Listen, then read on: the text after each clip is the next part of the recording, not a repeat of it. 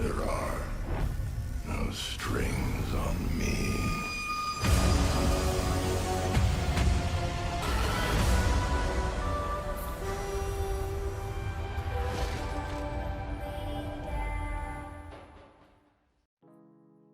Hey, what is going on, everybody? It is your boy Carnage, your PrimitiveAK here, back with another video for you guys today. Today we are here with a brand new settings video for Modern Warfare. We've got some new settings that were actually introduced in this update. So today we're going to be covering all of the new changes that were made, and also giving you guys a little bit of a tutorial as to what was changed with the recent update in terms of settings. But if you guys are new to the channel, make sure you guys leave a like and subscribe. Appreciate you guys showing the love and support on the channel as usual. So we're going to get right into this little settings here. So I'm going to cover basically the general settings, and then we're going to talk about the new setting which was added to the game known as Deadzone. So let's go ahead and jump right into my settings here. So first things first, we're going to talk about the first setting that I use, which is my button layout. It's going to be default. We're going to leave everything at default.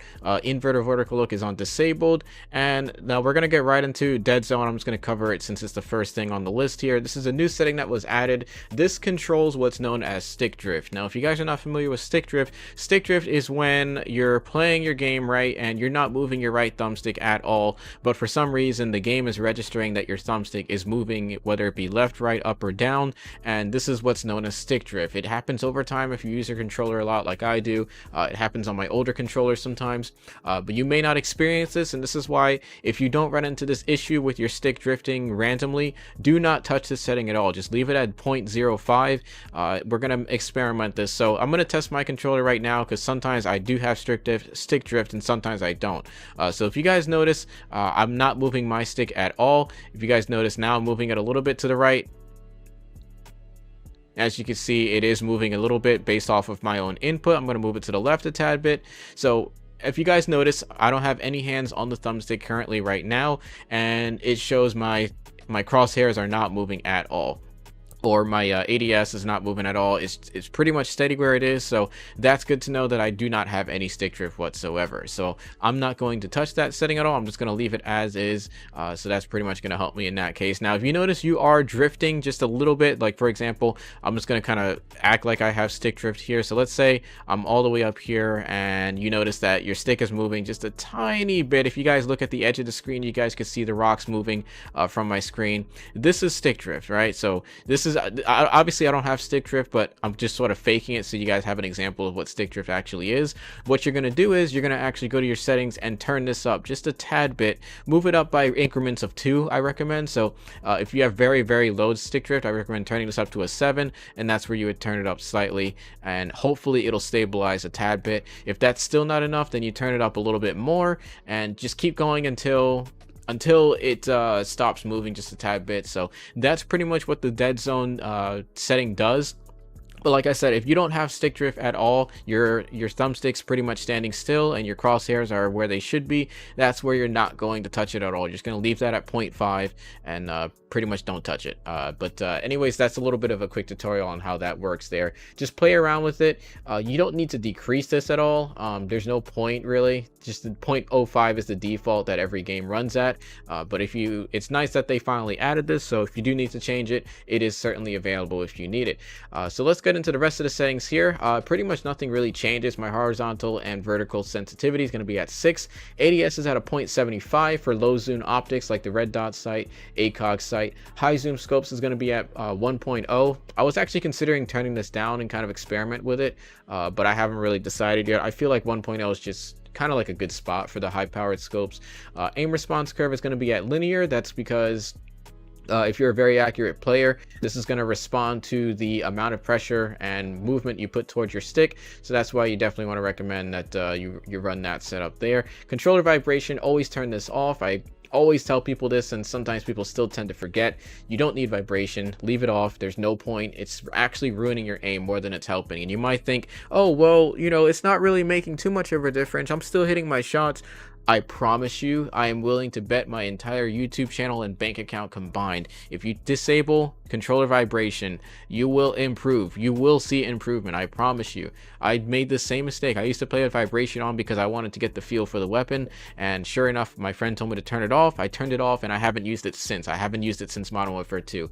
So definitely turn vibration off. Aim assist always at standard. Weapon mount activation, ADS and melee. Weapon mount movement always on enabled. ADS behavior always on hold. Equipment at hold. Pretty much these are all default. You don't really need to touch this. Make sure your auto move forward is on disabled.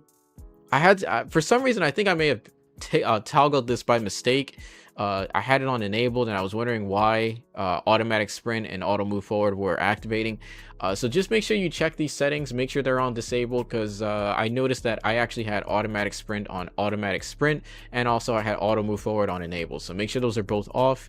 Your vehicle camo recenter is on enabled. Parachute auto deploy always on enabled, just in case. You never know, so make sure you have it on. General film grain's always at 0.25. I don't really change that often. Brightness always at 50 because I have a good enough monitor where I could change the settings individually. Tooltips, I usually leave those on. Colorblind disabled. Motion blur and weapon motion blur always disabled at all times. This is on by default.